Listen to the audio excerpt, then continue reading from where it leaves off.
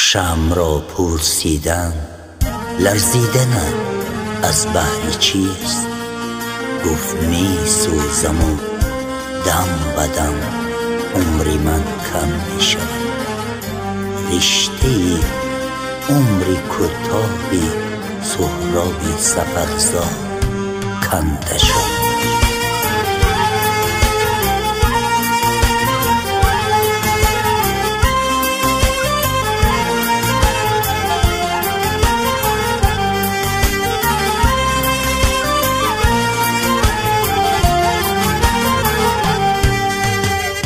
سراب گویم صد افسوس عمری کمی تو ای دوست. از مرگ ناگهانی ای دوستی آرمانی. دریغ و قسمتی تلخ از بر ما جدایی. مشتاق صحبت آید ای خانم از برایت. چشمی گریانی مادر ناله خواهرانت. و مخلصان چی گویم در سن خالی جایت. و مخلصان چی گویم در سن خالی جایت.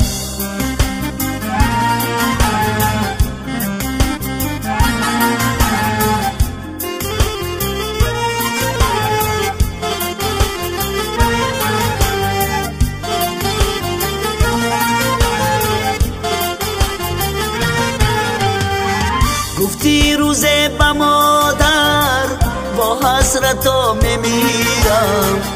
امید و آرزوهایم بر تو نگفتم میرم. شبی درازی هجران با سر علم و آرمان. از پنجره قسمت نگاهی تو تمام شد. ای دوست رفتی زی دنیا سراب گویم الویدا. بیا سنم که خواندی سرودی آخیران شد.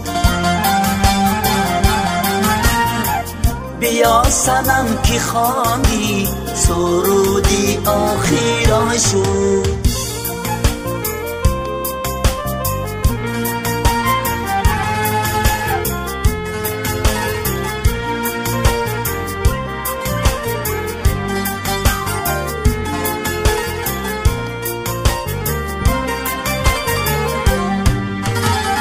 قامتی رسایی تو آن حسن زیبایی تو.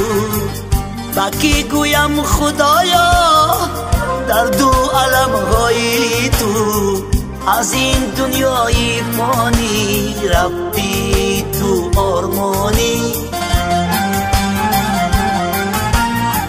در وقتی صبحگاهان با تقدیر الهی از خاک آمده ما بر خاک میروه ما.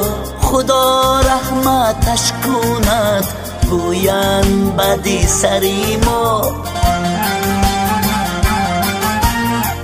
ای سرابی سفرزاد صدایت بود خدا داد. ای سرابی سفرزاد صدایت بود خدا داد. از بحری تو بگفتم جایت جنت روت شد. از بحری تو بگفتم جایت جنت روت شد.